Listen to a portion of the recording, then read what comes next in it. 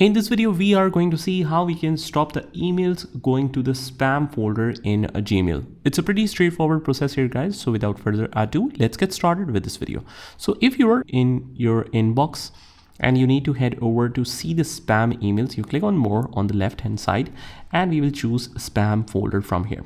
Now, all of these emails are marked automatically by Gmail as spam. So if any of them are not spam, what you can do is just choose that specific sender and we mark that as not spam.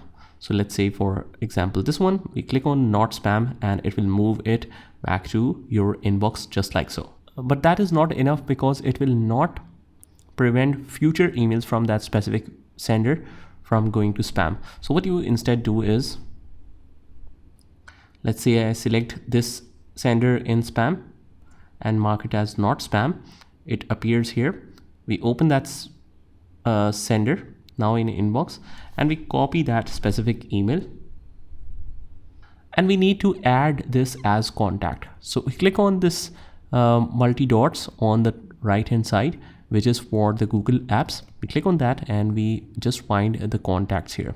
So scroll all the way down to this section where it says contacts. Click on that and we basically need to add those as a contact. So click on create contact, click on create contact again, and we can add their name, their last name,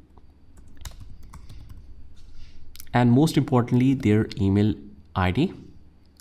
We click on save and we just simply close out of here. So most likely after that is done, it will no longer move it automatically to the spam because now it's a known contact. And the last one is even more guaranteed than the previous one methods. So if we copy this email and we click on the three dots and click on filter messages like these, and it's automatically added in the email. We click on create filter and we must click here, never send it to spam.